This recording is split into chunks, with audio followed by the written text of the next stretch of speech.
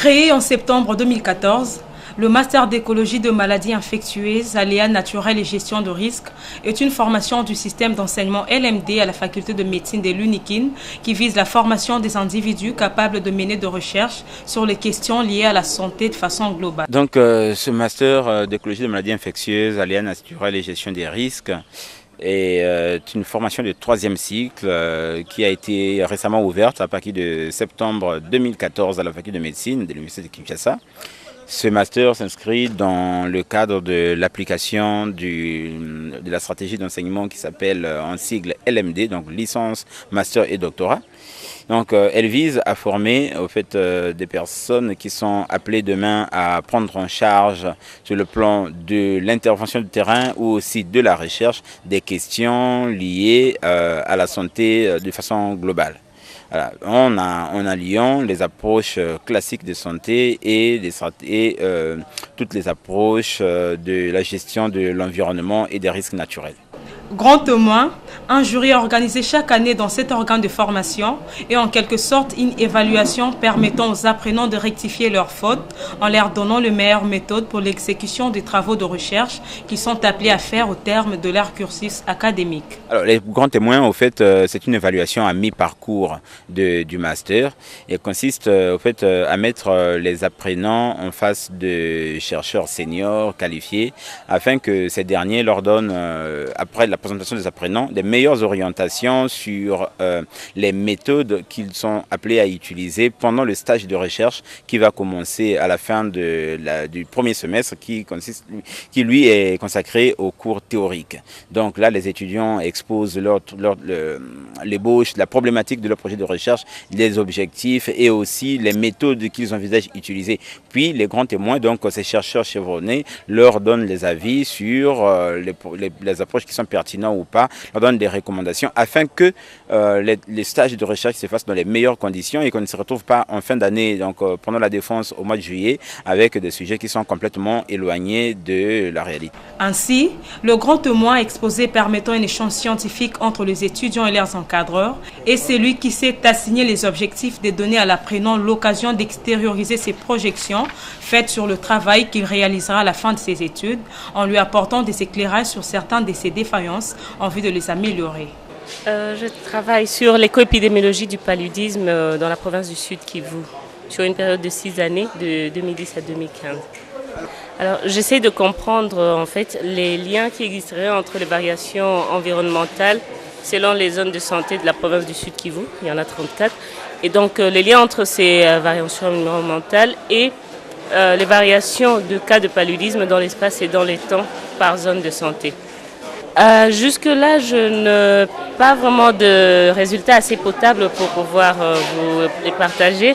Mais en tout cas, je pense que j'espère avoir quelque chose qui sera utilisé de manière assez profitable, notamment dans la manière, pourra peut-être inspirer la manière de lutter contre le paludisme qui est un réel fléau dans notre pays. Donc je pense que si j'arrive à prouver que au Sud Kivu, d'une zone de santé à l'autre, selon qu'on pratique par exemple de la pisciculture dans telle ou telle autre zone de santé, selon que l'altitude est élevée ou pas, selon qu'il pleut plus dans telle ou telle autre zone de santé, on a plus ou moins de chances d'avoir des cas de paludisme dans ces zones de santé-là.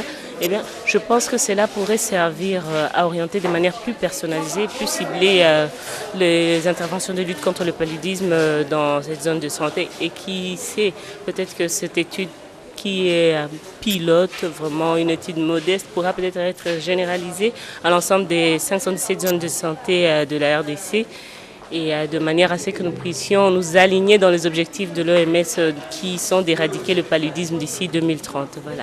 Il est bénéfique en ce sens que nous avons reçu des remarques de la part des experts de renommée vraiment internationale des remarques que nous allons capitaliser de manière à réorienter notre recherche de la manière à avoir les résultats les plus, les plus exacts, les plus exploitables possibles.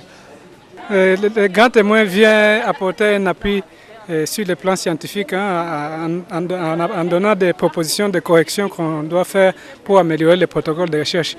Il s'agit des protocoles de recherche que nous présentons ici. On estime que pour que nous puissions présenter de bons résultats, il faudra tenir compte de certains aspects méthodologiques qu'il faut corriger. Merci. Moi, je parle sur la nuisance, les nuisances sonores dans les mégalopoles africaines, les cas de chez nous ici, les cas des sujets tout à fait nouveaux. Je ne comprenais pas grand-chose sur les aspects des sources sonores. Là, ce que j'ai retenu, c'est que je dois repréciser les sources sonores, notamment dire si je dois travailler sur les églises, les bars ou n'importe quoi, et puis limiter les champs d'études. Au lieu de travailler sur beaucoup de communes, il faut réduire le nombre de communes.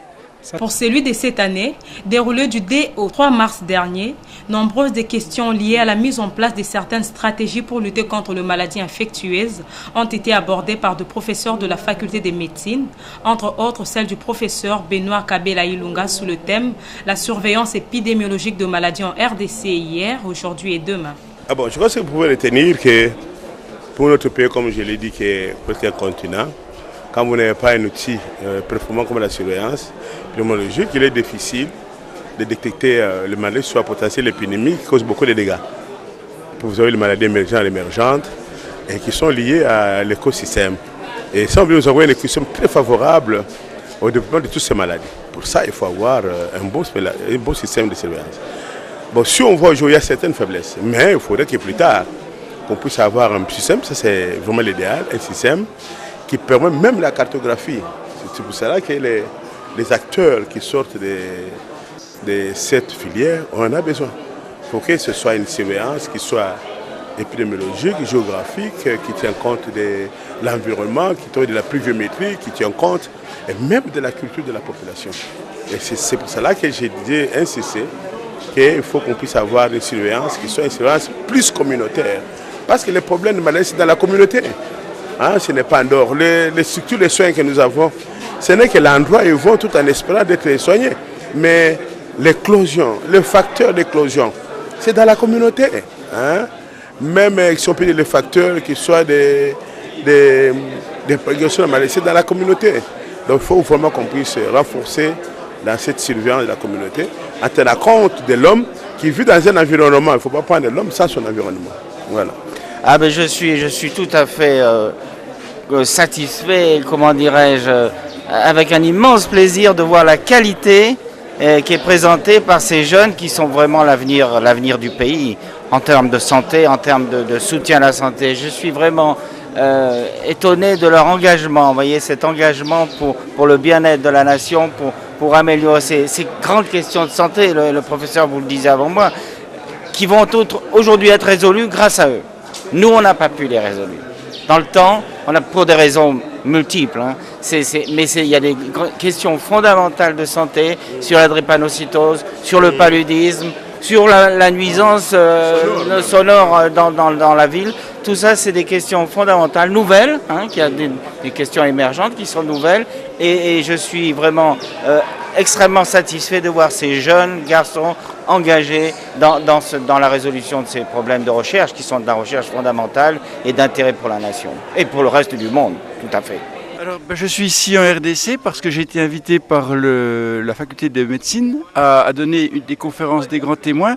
Et en fait, je viens tous les ans pratiquement à la même période pour aider les étudiants à reformuler leur projet de recherche et à l'améliorer pour qu'ils aient encore plus de chances de succès au mois de juillet quand ils seront en train de soutenir. Alors, dans le projet de recherche que les étudiants viennent de présenter, selon vous, est-ce qu'il y a eu des avancées par rapport aux années antérieures ou bien ils doivent quand même conjuguer beaucoup d'efforts pour évoluer? L'impression que j'ai, c'est que la qualité des promotions augmente d'année en année. Alors ça veut dire aussi que la qualité des encadrants augmente aussi et on est sur une démarche vertueuse. C'est-à-dire qu'on a des projets qui sont de plus en plus solides, de plus en plus scientifiques et c'est très gratifiant pour tous ceux qui ont contribué à ce projet, bien sûr. Alors, ce qui concerne les projets de recherche, quelle est la particularité? Alors la particularité, pour cette année, il n'y a pas une particularité de cette année. Par contre, ce qu'il y a, c'est que ce master produit des gens qui vont être capables de mieux comprendre la transmission des maladies infectieuses en RDC, mais pas que les maladies infectieuses, aussi pratiquement tout ce qui concerne la santé humaine, et de mieux s'attaquer aux causes des maladies plutôt qu'à les soigner une fois qu'elles sont déclarées. Alors là, épingler, le conseil qu'on donne en tout cas, c'est souvent d'être beaucoup plus précis qu'ils ne le sont. Mais c'est normal, ils sont jeunes, donc ils sont très ambitieux. Ils aimeraient avoir le prix Nobel tout de suite, on va dire ça comme ça, alors que quand on a une activité scientifique, il faut d'abord réduire ses objectifs pour les rendre atteignables. Et donc c'est souvent le conseil qu'on a à leur donner, c'est-à-dire à un moment donné, oui, votre projet est très ambitieux, oui, il est très important pour la RDC et pour le monde entier d'ailleurs, mais en même temps, prenez des objectifs qui sont atteignables au bout de 4 mois. Parce que c'est quand même ça l'essentiel, à un moment donné, ils vont avoir à soutenir leur mémoire. J'ai insisté sur le fait que si on voulait comprendre comment fonctionnait la transmission d'une maladie, il fallait qu'on ait un esprit de système. C'est-à-dire que finalement, l'origine d'une maladie, c'est pas simplement être en contact avec un microbe. Il faut savoir pourquoi ce microbe il est là. Et le pourquoi le microbe il est là, pourquoi il est dans un milieu favorable, c'est lié souvent à des problèmes d'agriculture, à des problèmes de politique de gestion forestière, c'est lié à des changements de population, à des mouvements de population. Donc il faut voir l'ensemble du système de transmission et pas simplement le patient et son microbe.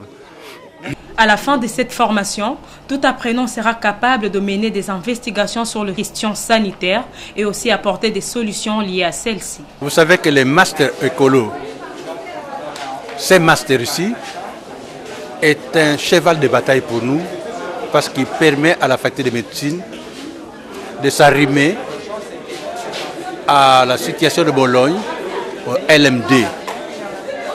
Et si nous pouvons appliquer cela dans toute la faculté de médecine, surtout pour la spécialisation, ceux qui vont faire les mémoires, on leur demande dès le point de départ de venir présenter leur protocole et d'être évalués de par ces protocoles-là. On n'aurait pas beaucoup d'erreurs vers la fin de la présentation des mémoires.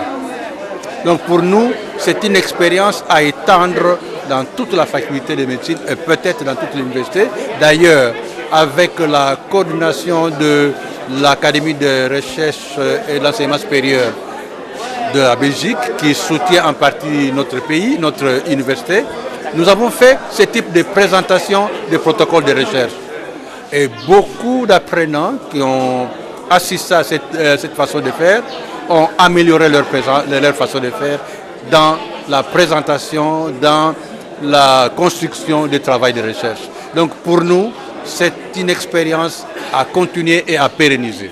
Bref, Master d'écologie des maladies infectieuses, aléas naturels et gestion des risques reste ouvert à tous les amoureux de la science car il constitue pour eux une étape importante pour l'avancée et l'efficacité de leurs projets scientifiques.